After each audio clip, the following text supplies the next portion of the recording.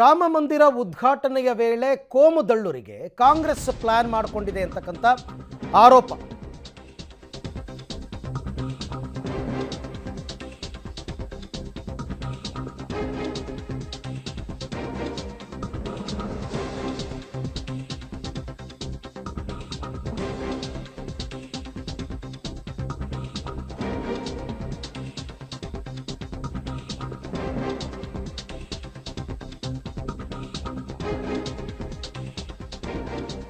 ರಾಮ ಮಂದಿರ ಉದ್ಘಾಟನೆಯ ವೇಳೆ ಕೋಮು ದಳ್ಳೂರಿಗೆ ಕಾಂಗ್ರೆಸ್ ಪ್ಲಾನ್ ಮಾಡಿಕೊಂಡಿದೆಯಂತೆ. ಆರೋಪ ಮಾಡಿರೋದು ಕೇಂದ್ರ ಸಚಿವೆ ಶೋಭಾ ಕರಂದ್ಲಾಜೆ. ಕೋಮು ಗಲಭೆ ಎಬ್ಸೋದೇ ಅವ್ರ ಕೆಲಸ. ಅದರ ಸಣ್ಣ ಝಲಕ್ಕನ್ನು ಹರಿಪ್ರಸಾದ್ ಅವರು ಹೇಳಿರಬಹುದು. ಜೊತೆಗೆ ಯಾರ್ಯಾರು ಭಯೋತ್ಪಾದಕ ಕೃತ್ಯಗಳನ್ನು ನಡೆಸೋದಕ್ಕೆ ಸಿದ್ಧರಾಗಿದ್ದಾರೆ ಅವರ ರಕ್ಷಣೆಯನ್ನು ಕಾಂಗ್ರೆಸ್ ಮಾಡ್ತಾ ಇದೆ ಅಂತ ಗಂಭೀರ ಆರೋಪವನ್ನು ಕೇಂದ್ರ ಸಚಿವೆ ಶೋಭಾ ಕರಂದ್ಲಾಜೆ ಅವರು ಚಿಕ್ಕಮಗಳೂರಿನಲ್ಲಿ ಮಾಡಿದ್ದಾರೆ. ಬಿ ಕೆ ಹರಿಪ್ರಸಾದ್ ಇತ್ತೀಚೆಗೆ ಒಂದು ಸ್ಟೇಟ್ಮೆಂಟ್ ಕೊಟ್ಟಿದ್ದಾರಲ್ಲ, ಅದಕ್ಕೆ ರಿಯಾಕ್ಟ್ ಮಾಡಬೇಕಾದ್ರೆ ಈ ರೀತಿಯಾದಂತಹ ಹೇಳಿಕೆ. ಸ್ಥಿತಿನೇ ಕೋಮು ಗಲಭೆಯನ್ನು ಎಬ್ಬಿಸುವಂಥದ್ದು. ದೇಶ ಶಾಂತವಾಗಿದೆ. ನರೇಂದ್ರ ಮೋದಿ ಅವರ ನೇತೃತ್ವದಲ್ಲಿ ಯಾವುದೇ ವಿಘಟನೆಗಳು ನಡೆದಿಲ್ಲ, ಯಾವುದೇ ಕೋಮು ದಳ್ಳೂರಿ ನಡೆದಿಲ್ಲ. ಕಾಂಗ್ರೆಸ್ ಯಾವಾಗ ಆಡಳಿತಕ್ಕೆ ಬಂದಿದೆ ಆ ಎಲ್ಲ ಸಂದರ್ಭದಲ್ಲಿ ಕೂಡ ಈ ದೇಶದ ಮೇಲೆ ಭಯೋತ್ಪಾದಕ ದಾಳಿಯಾಗಿದೆ. ಭಯೋತ್ಪಾದಕ ಅನ್ನಿಸ್ತಾ ಇತ್ತು ಇದು ನಮ್ಮ ಸರ್ಕಾರ ಅಂತ ಅವರಿಗೆ ಅನ್ನಿಸ್ತಾ ಇತ್ತು. ಆದರೆ ಇವತ್ತು ಮೋದಿ ಬಂದ ಮೇಲೆ ಎಲ್ಲ ಭಯೋತ್ಪಾದಕ ಮಾನಸಿಕತೆಯ ಜನಕ್ಕೆ ಭಯ ಹುಟ್ಟಿದೆ.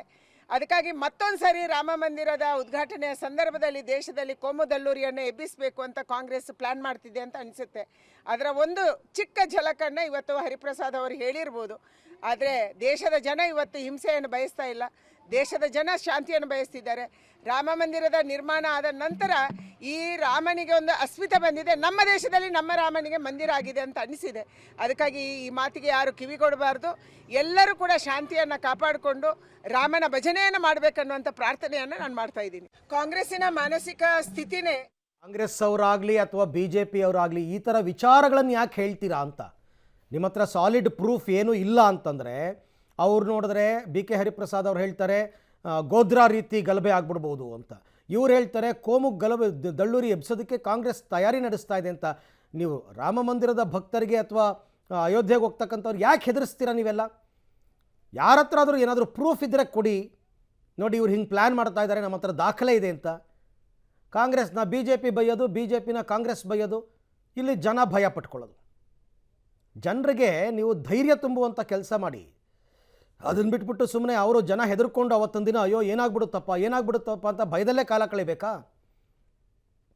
ಇದನ್ನು ಶುರು ಮಾಡಿದ್ದು ಬಿ ಕೆ ಹರಿಪ್ರಸಾದ್.